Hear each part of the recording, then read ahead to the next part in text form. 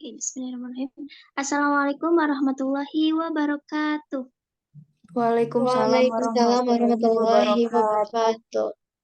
Sebelumnya, perkenalkan saya Dini Aulia Ardan dengan NIM 2209971 yang akan menjadi moderator pada presentasi kali ini. Presentasi kali ini akan disampaikan oleh kelompok 1 yang akan membahas mengenai pengelolaan kurikulum. Adapun anggota dari kelompok 1 yaitu, boleh di next slide. Ada Ayu Siti Nur Azizah, Dini Aulia Ardan, Maria Natalia Kewawanga, Nadi Fadira Khairunisa, Rana Hanifah, Rulian Zahratul Fatihah, Tengku Sabrina Paramita, dan Widya Winiarti. Oke, mungkin langsung saja disampaikan oleh pemateri yang pertama. Dipersilahkan.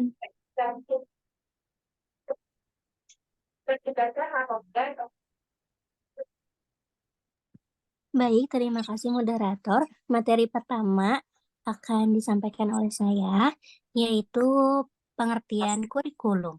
Istilah kurikulum sendiri itu berasal dari bahasa Latin, yaitu kurikulum yang artinya running course or race course, especially a Harriet race course. Hampir serupa dengan itu dalam bahasa Prancis dikenal istilahnya courier yang artinya to run, berlari. Jadi itu seperti perari yang dimananya dia dari awal sampai finish sehingga apa yang di dalamnya terdapat proses dan ada juga hasil. Next.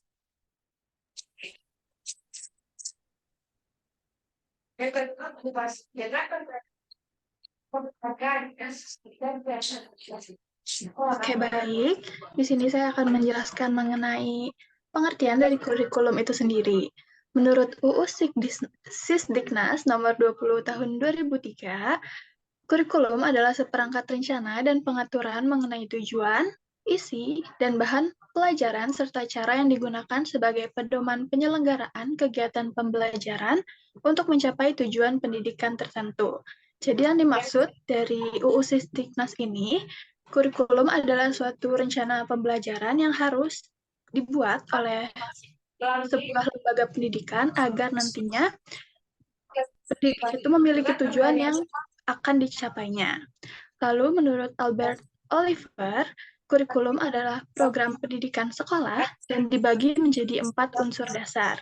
Yang pertama ada program studi, yang kedua ada program pengalaman, yang ketiga ada program pengabdian atau jasa, dan yang terakhir ada kurikulum tersembunyi. Mungkin boleh selanjutnya. Baik, selanjutnya di sini ada pun konsep dari kurikulum itu sendiri, yaitu satu, kurikulum sebagai ide, yaitu di mana kurikulum ini masih suatu ide atau gagasan atau konseptual ya, belum tertulis. Lalu yang kedua ada kurikulum sebagai rencana. Nah, di sini gagasan atau pikiran itu sudah dibikin dokumen. Dan ketiga ada kurikulum sebagai proses. Kurikulum itu sendiri sudah dilaksanakan dalam bentuk kegiatan dan yang lainnya. Dan selanjutnya kurikulum sebagai hasil, yaitu hasil yang telah dicapai oleh peserta didik dari proses atau kegiatan yang telah dilakukan.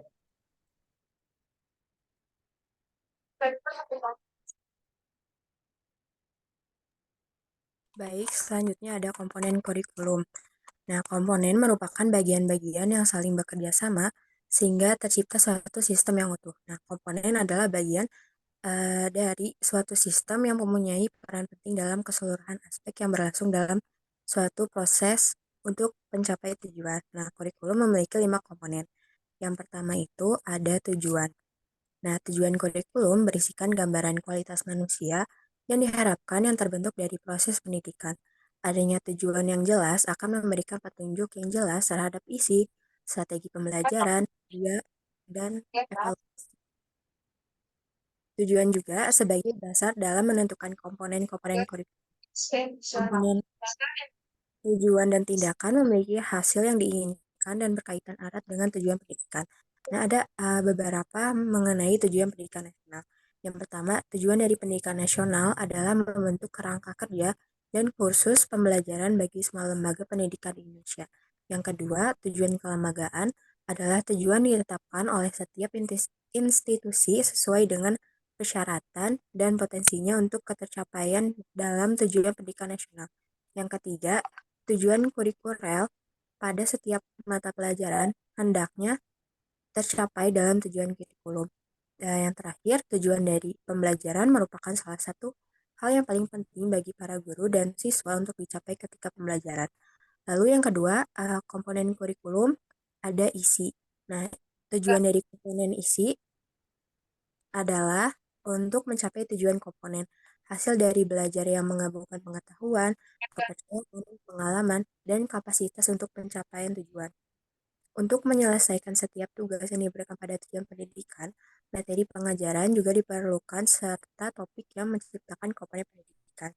Ada prinsip perkembangan dan perorganisasian isi kurikulum, yaitu yang pertama, materi kurikulum adalah alat internasional yang dapat siswa gunakan untuk belajar dengan penelaahan materi atau topik pelajaran. Yang kedua, materi untuk kurikulum merujuk pada pencapaian dari setiap tujuan unit pendidikan. Nah, tujuan unit pendidikan bervariasi yang menghasilkan perbedaan dalam lingkup dan urutan dari materi pelajaran. Dan terakhir, target pencapaian kurikulum adalah dengan tujuan pendidikan nasional. Selanjutnya dilanjutkan oleh rekan saya.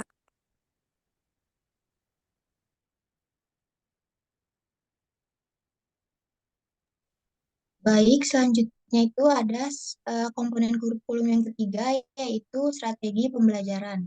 Nah, strategi pembelajaran yang dimaksud ini adalah pelaksanaan kurikulum di sekolah. Strategi ini juga bisa dilihat dari cara pelaksanaan, misalnya dari pengajaran, penilaian, ataupun metode-metode belajar yang digunakan. Misalnya juga dalam pembelajaran kita sering menggunakan buku ataupun modul yang dapat menunjang pembelajaran. Nah, strategi yang tepat juga akan mempermudah untuk mengantarkan pencapaian tujuan pembelajaran. Strategi juga merupakan salah satu cara yang dapat dipahami oleh para peserta didik atas apa materi yang disampaikan oleh guru. Selain itu juga, selain dari strategi pembelajaran ini, ada juga suasana kelas yang kondusif, suasana yang hidup ataupun yang menyenangkan dapat menunjang dalam pembelajaran peserta didik. Lalu yang kedua itu ada organisasi kurikulum. Nah, kalau organisasi kurikulum ini lebih mencakup pada struktur atau kerangka organisasi dalam program-program pengajaran. Nah, organisasi kurikulum ini juga dibedakan menjadi dua. Yang pertama itu struktur horizontal dan struktur vertikal. Kalau struktur horizontal itu pengorganisasian kurikulum dibentuk dari bahan-bahan ajar yang akan disampaikan di kelas. Kalau misalnya yang struktur vertikal itu lebih ke pelaksanaan kurikulumnya dengan sekolahnya. Misalnya kurikulum pelaksanaan itu dilaksanakannya di kelas ataupun di luar kelas atau gabungan dari keduanya. Lalu yang terakhir itu ada komponen kurikulum berupa evaluasi. Nah, kalau evaluasi ini merupakan komponen yang menjadi pengembang dari kurikulum dan pembelajaran. Evaluasi juga merupakan kedudukan yang paling penting, terutama buat menentukan keberhasilan kegiatan dari peserta didik dan pembelajarannya tersebut. Nah, evaluasi juga bisa dilihat dari aspek makro ataupun mikro. Nah, evaluasi ini dapat menentukan kesesuaian materi dengan berbagai strategi pendekatan teknik ataupun model dan metode pembelajaran. Dari hasil kegiatan evaluasi ini juga dapat dijadikan umpan balik ataupun feedback gitu ya untuk mengadakan perbaikan dan penyempurnaan pengembangan komponen-komponen kurikulum. Mungkin pematerian selanjutnya akan disampaikan oleh rekan saya.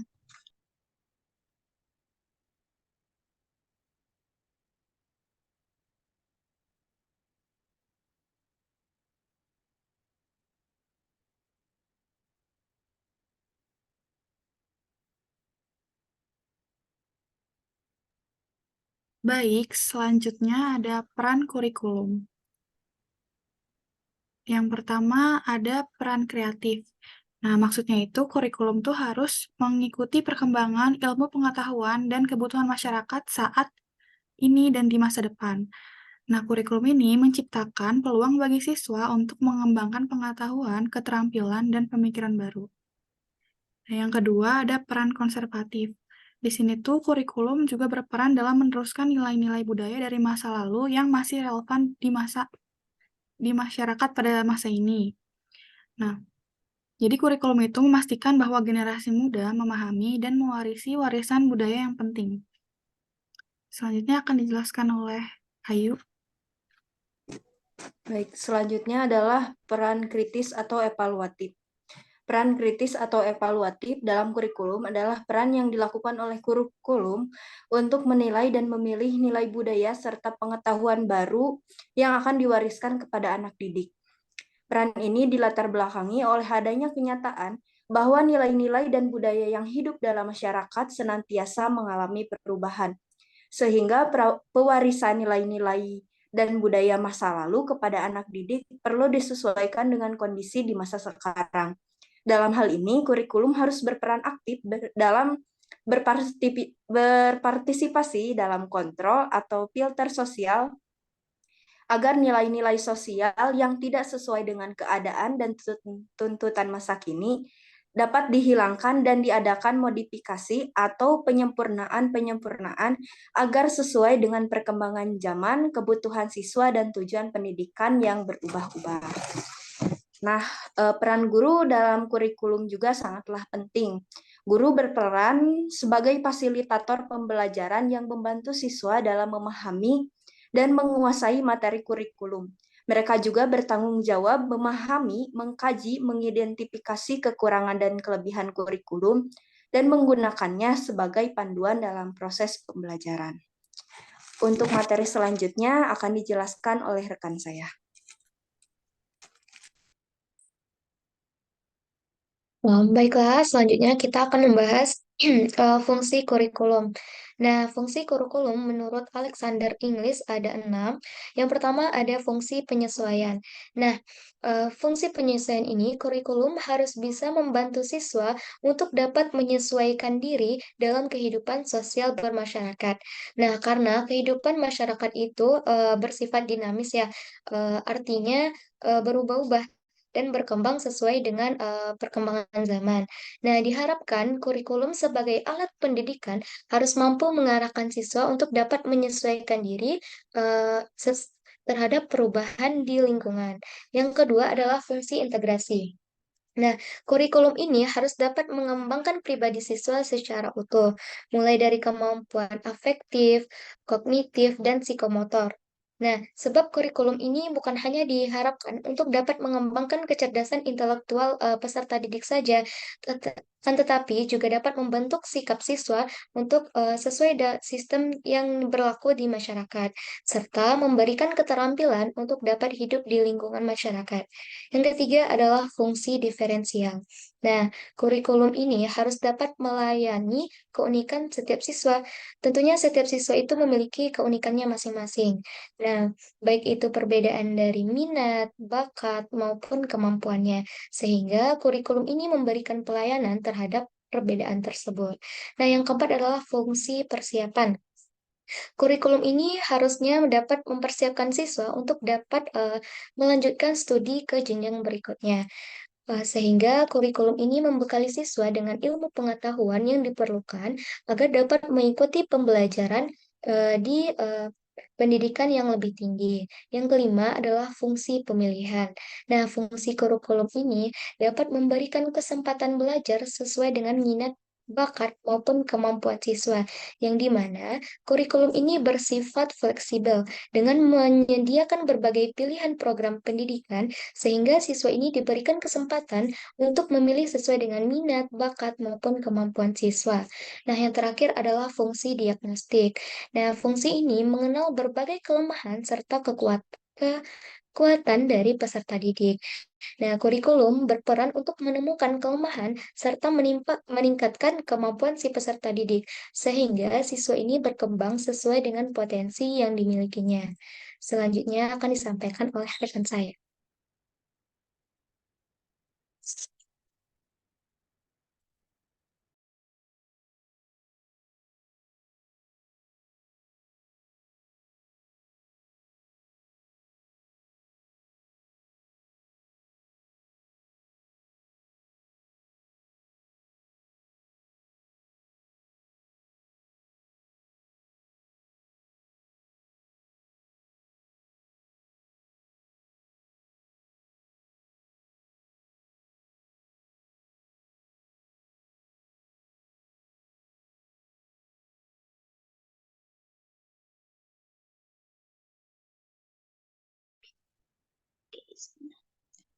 Oke, selanjutnya fungsi kurikulum menurut Surachma tahun 1977 yaitu yang pertama fungsi bagi sekolah. Nah, fungsi kurikulum bagi sekolah ini sebagai implementasi gitu ya, kurikulum dalam bentuk pengajaran kepada siswa gitu agar tercapainya tujuan program yang diselenggarakan oleh sekolah tersebut. Yang kedua, fungsi bagi sekolah di tingkat atasnya. Nah, fungsi bagi sekolah di tingkat atasnya ini sebagai penyesuaian antara kurikulum sekolah yang di bawah sama yang di atas, jadi supaya tidak ada kesamaan dalam pemberian kurikulum gitu. Yang terakhir, fungsi bagi masyarakat. Nah, kurikulum ini berfungsi masyarakat sebagai pemberian kemampuan gitu untuk nantinya masyarakat itu bisa mencari pekerjaan atau mencari yang sesuai dengan apa yang telah dipelajari di sekolah. Jadi kurikulum juga berfungsi untuk masyarakat dalam mencari pekerjaan ke depannya. Mungkin selanjutnya udah. Oke, mungkin cukup sekian penyampaian materi dari kelompok 1 mengenai pengelolaan kurikulum. Kami mohon maaf jika masih terdapat kesalahan, kurang dan lebihnya kami mohon maaf. Saya akhiri. Wassalamualaikum warahmatullahi wabarakatuh. Waalaikumsalam Warahmatullahi wabarakatuh.